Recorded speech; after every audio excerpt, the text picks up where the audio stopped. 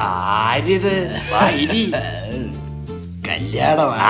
ഈ പ്രായത്തിലും കഴപ്പ് തന്നെ. എന്റെ അല്ല മോളെ. അല്ല ഇതിന്റെ മോളെന്തോ ഒത്തിരി പഠിക്കുന്നത്. അവളെ പഠിത്ത ചാരൊക്കെ തീർത്തിച്ച് ഇനി ചെറുക്കന്റെ വീട്ടുകാരെ നോയിക്കോളുമല്ലേ. അല്ല അതിന്റെ ഇളയ മോളെ കല്യാണം എന്തിനായി? അവ കന്യമതത്തിലുള്ള ഒരുത്തനായിട്ടൊരു ചുറ്റിക്കളി. അയ്യോ, ഉച്ചയ്ക്ക് ചോറ് കൊടുക്കാന്ന് പറഞ്ഞവനെ വീട്ടിൽ വിളിച്ചെടുത്ത് കൈയൊക്കെ വെട്ടിക്കളഞ്ഞ്. അയ്യോ, അപ്പൊ പുറത്തിറങ്ങില്ലേ? പുറത്തിറങ്ങാ കാലൂടെ വെട്ടിക്കളയുന്നു പറഞ്ഞു. പിള്ളേരുടെ സന്തോഷമല്ലടാ നമുക്ക് വലുത്. പിന്നെ അവക്ക് ഭയങ്കര സന്തോഷമായി കാണും.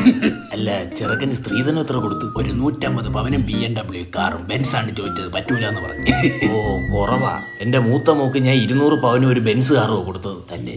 ഒരു മിനിറ്റ്. ഹലോ, ആ മോനെ, നിനക്ക് 200 പവനും ഒരു റേഞ്ച് റോവർ കാറും. അതെ, അവനില്ലേ? യവനാണ് എന്റെ മോനെ പിഴപ്പിക്കുന്ന അവന്റെ കൂട്ടുകാരൻ. ഞാൻ മാത്രമല്ല, അവൻ എന്നെയും പഠിപ്പിക്കുന്നുണ്ട്. അപ്പൊ പിഴയാന്ന് സമ്മതിച്ച്. അല്ല ഇവന്റെ കല്യാണം ഒന്നും ആയില്ലേ? അവനൊരു പെണ്ണുമായിട്ട് പ്രേമോന്ന്. ഞാൻ പെണ്ണിന്റെ അച്ഛനെ വിളിച്ചു പറഞ്ഞു 500 പവൻ തരാ ചെറുക്കനെ കൊടുക്കൂല. ഇതിന് ഞാൻ സ്ത്രീധനം വാങ്ങാതെ കേട്ടതോളൂ. എടാ നിന്റെ അമ്മയെ ഞാൻ അന്നത്തെ 50 പവൻ മേടിച്ചാണ് കെട്ടിയത്. എന്നിട്ട് നിന്റെ അപ്പൂപ്പൻ ബാക്കി 20 പവൻ തരാത്തോണ്ട് നിന്റെ അമ്മ വീട്ടിൽ കൊണ്ട് നിർത്തി ബാക്കി മേടിച്ചവനാണ് ഞാൻ.